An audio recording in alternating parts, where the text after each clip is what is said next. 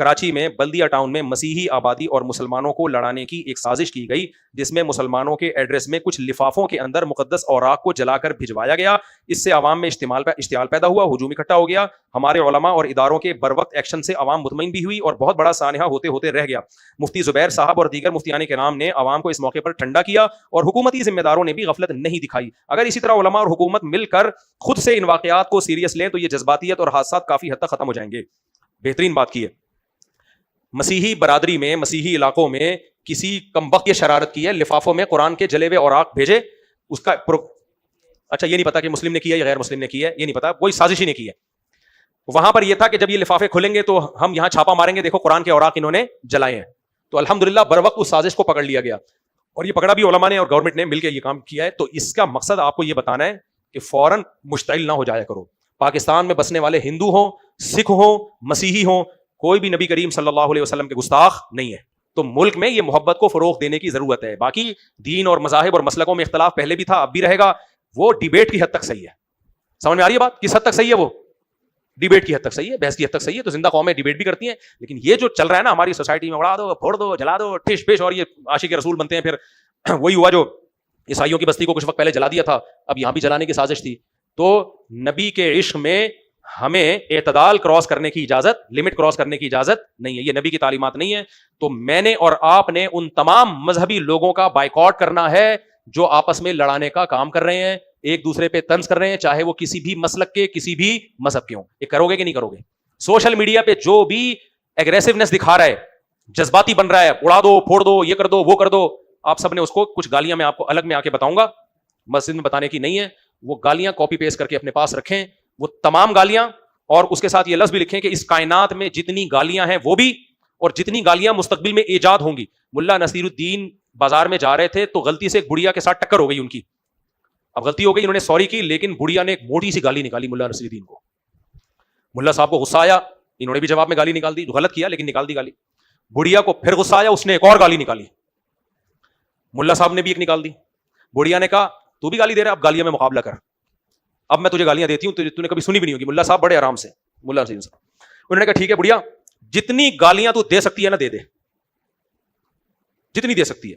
بڑھیا نے گالی شروع کی، یہ تو ایسا ہے، اب کیا گالیاں دوں میں یہاں بیٹھ کے، تو یوں ہے، فلانی گالی، پنجابی گالیاں، فارسی گالیاں، انگلش گالیاں، پشتو گالیاں، اردو گالیاں، جو زمانے میں جو زمانے رائٹ۔ ملا صاحب غصہ نہیں ہو رہے، آرام سے بیٹھے ہیں، انجوائے کر رہے ہیں، کیونکہ ملا صاحب کے پاس سالڈ جواب تھا ان گالیوں کا۔ جب ساری گالیاں ختم ہو گئی نا تو ملا صاحب نے اس بڑھیا سے کہا سوچ لے، کوئی رہ نہ گئی ہو، کیونکہ مقابلہ ہار جائے گی ورنہ تو، کیونکہ میں تجھ سے بھی زیادہ گالیاں دینے والا ہوں۔ وہ سوچ کے گالی لے کر آتی، یہ والی گالی بھی۔ جب بالکل تھک گئی، اس نے کہا گالیاں ختم ہو گئی ہیں۔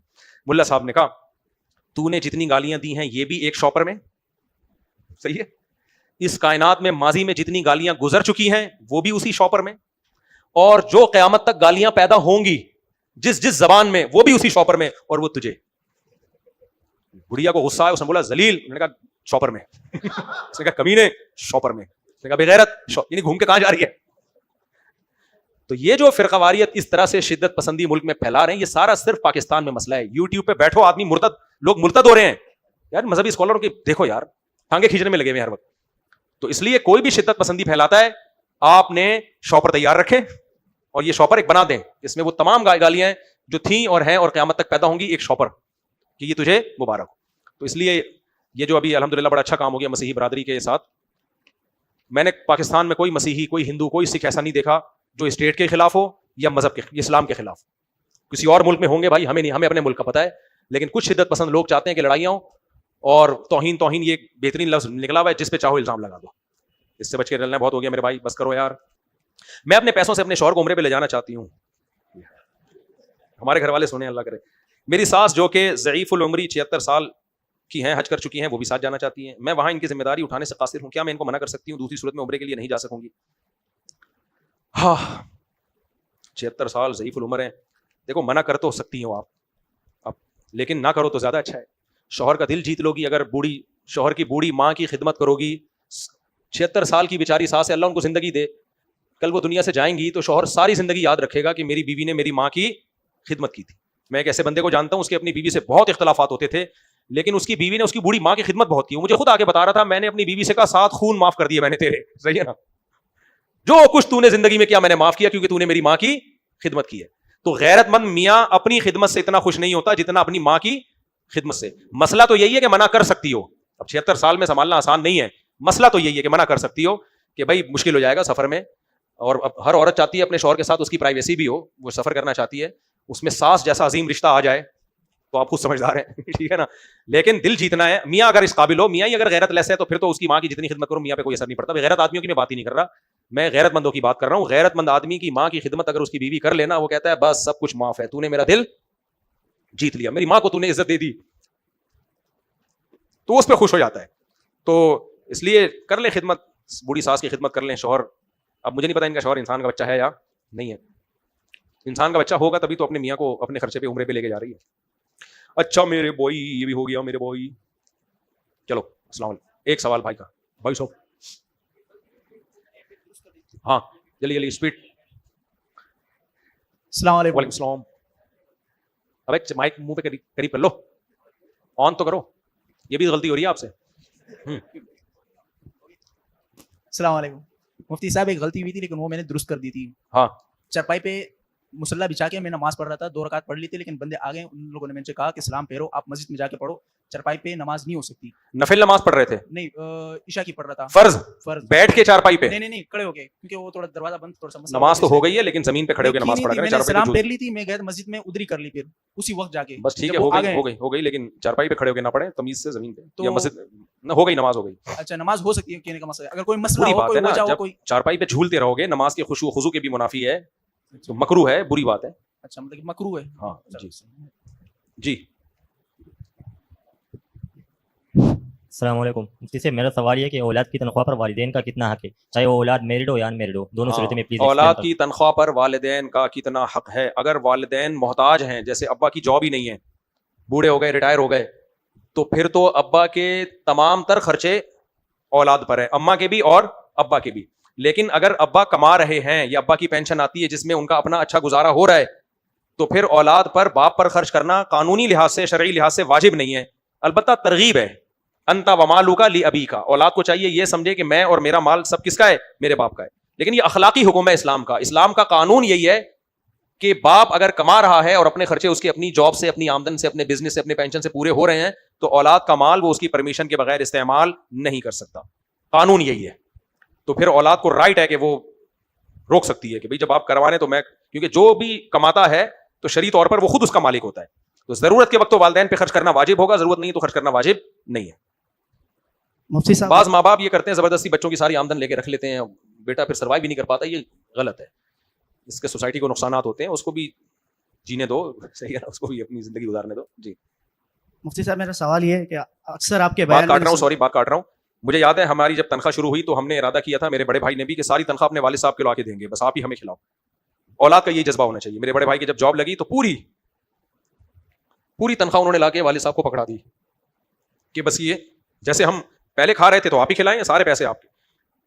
لیکن ہمارے والد صاحب نے پوری تنخواہ واپس کر دی کہ نہیں بھائی اب تم کما رہے ہو, اپنا خرچہ خود اٹھاؤ, میں کیوں رکھوں. ٹھیک ہے, تو یہ جذبہ ہونا چاہیے. باپ کہے کہ نہیں بیٹا خود رکھو, بیٹا کہے کہ نہیں ابا آپ رکھو, پھر گھر کا ماحول اچھا بنتا ہے. ہمارے یہاں الٹا چل رہا ہے, باپ کہہ رہا ہے ادھر دے سارا, مجھے دے, میں نے کھلایا, میں نے سارا لے کر آیا, اور بیٹا کہہ رہا ہوتا ہے ایک دھیلا بھی نہیں دوں گا.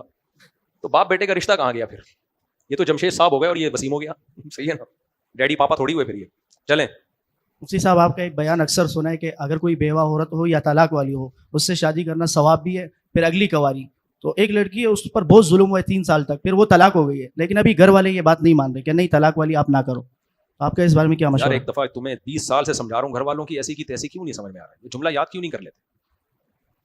تمہاری بہن بیٹی کو اللہ نے کرے کل طلاق ہو اور اس کا کوئی رشتہ آئے اور لڑکے کے ابا منع کر دیں, اماں منع کر دیں, تمہیں کتنا غصہ آئے گا کہ یار ہماری بہن کے لیے ایک امید ہوئی تھی اور اس کی اماں نے منع کر دیا لڑکے کی. تو اللہ تعالیٰ نے جب آپ عاقل بالغ ہو گئے تو آپ خود بھی تو کچھ فیصلے کرو نا. میں اگر امی سے پوچھ کے چلتا تو میں تو نہیں کر پاتا. آج میرے 19 بچے تھوڑی ہوتے. میری امی تو نہیں کھائی تھی اس کی کہ دوسری شادی کرو. ہم امی کے پاؤں پکڑتے تھے, امی ایسے یوں کر کے ٹھک مارتی تھی کہ چلو دبا کوئی رشتہ لینے. تبھی میری شادی لیٹ ہوئی ہے دوسری, یعنی 29-30 سال کی عمر میں جا کے ہوئی ہے.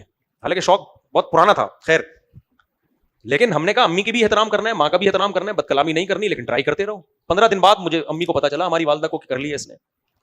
تو شروع میں روئی دھوئی ہائے ہوئی میت کا سما تھا ہمارے گھر میں, ہائے یہ کیا ہو گیا. پھر اماں نے بولا ہو گیا تو ہو گیا, چلو ایسی کی. ہماری اماں نے بھی بولا ایسی کی تو ایسی ہو گئی ہے تو ہو گئی ہے, اب کیا کر. میری والدہ نے مجھے بولا کہ میں نے اتنی تہجد میں دعائیں کی تھی کہ تو شادی نہ کرے دوسری, اتنی دعائیں کسی کام کے لیے نہیں میں نے مانگی. کہہ رہی اتنی دعائیں کی کہ پھر بھی اگر ہو گئی ہے نا اس کا مطلب قدرت کی منشا یہی تھی, بس اللہ یہ چاہتا تھا. کہ نہیں ورنہ اچھا میری والدہ عاملوں کے پاس نہیں جاتی تھی, ہمارے خاندان میں ہمیں اللہ نے جن چڑیل بھوت سے الحمدللہ بچایا ہے, لیکن میری دوسری شادی رکوانے کے لیے لوگوں نے, عورتوں نے, اڑوسنوں نے, پڑوسوں نے مشورہ دیا فلاں کے پاس چلی جاؤ, وہ ایسا تعویذ دے گا کہ یہ شادی نہیں کر پائے گا. اللہ معاف فرمائے, میری والدہ میری شادی رکوانے کے لیے ایک عامل کے پاس چلی گئی, حالانکہ یہ گناہ کبھی میری والدہ نے نہیں کیا, لیکن کسی نے بتایا بزرگ ہیں یہ 2 نمبر عامل نہیں ہے. اب والدہ کو یہ خیال ہوا کہ چلو یار ایک ٹرائی کر کے دیکھ لو, یہ تو پاگل ہوا ہے, اس کا دماغ یہ کنٹرول میں نہیں آ رہا.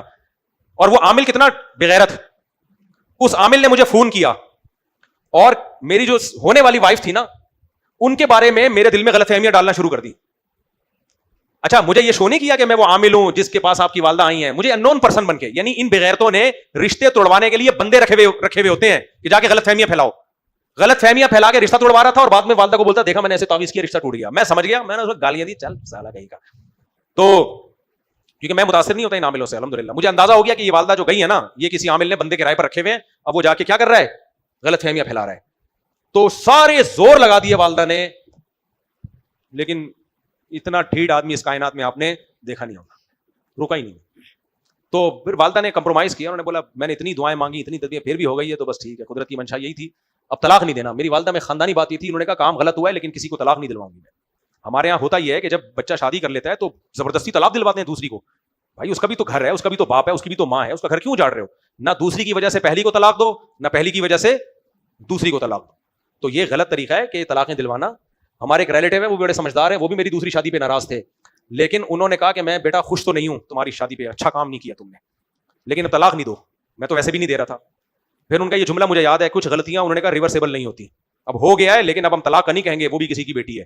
میں نے کہا خاندانی, سمجھ رہے ہو نا, خاندانی لوگ خاندانی آدمی ہے کہ ان کو اچھا نہیں لگا میرا شادی کرنا, لیکن انہوں نے کہا اب کر لیے تو طلاق نہیں, وہ بھی کسی کی. تو آج کل دیکھو اپنی بچیوں کا بس ہوش ہے, دوسروں کا ہے ہی نہیں, دوسروں کا بیڑا غرق ہو. تو اس لیے آپ کا جو سوال تھا وہ یہ تھا کہ طلاق یافتہ لڑکی ہے, ماں باپ راضی نہیں ہو رہے, خاندان راضی نہیں ہو رہا, خاندان کی جب آپ شادیاں کرو گے بچے پیدا کرو گے تو آپ ہی کا خاندان ہوگا. یہ والا جو خاندان جو آپ کو روک رہا ہے تھوڑے دنوں میں آپ کے خاندان کا ایک چھوٹا سا پارٹ ہوگا. دیکھو جس کی 4 بیویاں ہیں, 18-20 بچے یا 10-15 تو ہو ہی جاتے ہیں نا چاروں سے, تو آپ کا جب خاندان آپ سے ملنے کے لیے آئے گا تو کتنا سا ہوگا وہ ہے, خاندان تو آپ کا ہے. ارشاد بھٹی نے مجھ سے پوچھا تھا نا کتنے بچے, میں نے کہا 19. کہہ رہے ہیں آپ قوم پہ رحم کریں, تو میرے ذہن میں جواب آیا تھا, میں نے اس کو دیا نہیں. قوم تو ہے ہی یہی بھائی, تم لوگ قوم ہو, ایک بیوی ایک آدھ بچہ, یہ قوم ہے, قوم تو ہے ہی یہی, تم لوگ قوم تھوڑی ہو پاگل کے بچوں, 1-2 بچے ساشے لے کے گھوم رہے ہو تم لوگ, اور 50 سال میں پہلی شادی ہو رہی ہے, تم قوم ہو, تم قوم پیدا کر رہے ہو, تم تو قوم کا بیڑا غرق کر رہے ہو, نسل کشی کر رہے ہو. ہمارے پاس آؤ تمہیں پتا چلے گا قوم کسے کہتے ہیں. یہ قوم, اللہ برکت دے, نظر بس سے بچائے اللہ تعالیٰ. مجھے ڈر لگتا ہے تم لوگ کی کمبختوں کی نظر نہ پڑ, تم لوگ سوری کمبختوں تو نہیں کہنا چاہیے, نظر نہ لگا دو تم لوگ. ابے گھر بچے ہوں, گھر والے ہوں, سسرال ہوں, سالیز ہوں, سالیاز ہوں, بچوں کے چاچے مامے پھپھے تائے, اور بیٹے بھی ہوں, بیٹیاں بھی ہوں, داماد بھی ہوں, پوتے بھی ہوں, نواسے بھی ہوں, از کالڈ قوم, از کالڈ خاندان. اپنے نانا کا ایک ملفوظ سنا کے, میرے نانا 99 سال میں فوت ہوئے تھے, ان کی بھی اولاد ماشاءاللہ بہت تھی, بیٹے بیٹیاں داماد بہویں. ہمارے نانا مسجد کے امام بھی تھے. تو ایک دن ہمارے نانا سے چندے وندے نہیں لیتے تھے, لوگ فوراً کمنٹ کر رہے ہیں اصل میں چندے کی پلائی پہ. 1 روپیہ میرے نانا نے کبھی چندہ نہیں لیا, بہت تھوڑی آمدن میں گزارا کیا, اور فوج سے آرمی میں بھی تھے نا, تو فوج سے ریٹائرمنٹ کے بھی پیسے آتے تھے, بچوں کو پڑھایا بھی اسی میں, لکھایا بھی. اور ہمیں پتا ہے استغنا کھلانا جانتے تھے, کھاتے نہیں تھے. ان کا تو سخاوت مشہور تھی, سرگودا میں آج بھی جائیں لوگ ان کی سخاوت کی تعریف کریں گے. تو ان سے جب لوگ پوچھتے تھے, کہتے تھے مولوی صاحب گھر میں خیریت ہے؟ وہ کہتے تھے خیریت کم بختوں کے یہاں ہوتی ہے, جن کم بختوں کی اولاد ہی نہیں ہوتی. کوئی گھر میں ہے ہی نہیں تو خیریت ہی خیریت ہے. کہہ رہے ہیں ہمارے تو بیٹے بیٹیاں, کبھی کسی کا سر پھٹا ہوا ہے, کبھی کسی کے گھٹنے میں چوٹ آئی ہوئی ہے, کبھی کوئی گھنٹی بجا کے بھاگا پکڑا گیا, محلے والے سے پٹ رہا ہے, اس کو بچانے جا رہے ہیں. کہہ رہے ہیں ہمارا تو خاندان ہے, خیریت تم جیسے کم بختوں کے یہاں ہوتی ہے. جہاں کوئی خاندان ہوتا ہی دیواریں دیکھتے رہو, 1000 گز کے بنگلوں کی ڈیفینس میں جاؤ نا, 1000 گز کا بنگلہ ہے, دیواریں دیکھ رہے ہیں, یہاں سے شروع ہو کے وہاں پہنچنے میں آدھا گھنٹہ لگتا ہے, اس واش روم میں بیچ میں کوئی بندہ ہی نہیں ہے. ہم تو آئے, اللہ کا شکر ہے ابھی ترکی سے میں آیا ہوں, پتا چلا بچی کو وہ جھولا جھولتے ہوئے سر پہ چوٹ لگ گئی, بلیڈنگ ہو رہی ہے, ہاسپٹل لے کر گئے, پٹی وٹی ہو گئی, ٹھیک ہو گئی. دوسرے کا پتا چلا کہ جی وہ اس کے پتہ نہیں کوئی نزلہ ہو گیا ہے, کھانسی ہو گئی ہے, کیا ہو گیا ہے, سب چلتا ہے بھائی. تو بچوں کی خوشیاں ان کی ٹینشنوں سے زیادہ ہیں. سمجھ میں آ رہی ہے بات؟ جو خوشیاں ہیں نا بچوں کی وہ ٹینشنوں سے زیادہ ہیں. اس لیے آئندہ مجھ سے یہ کوئی کسی نے پوچھا نا قوم پہ رحم کرو تو مجھ سے اچھے جواب کی امید نہ رکھے.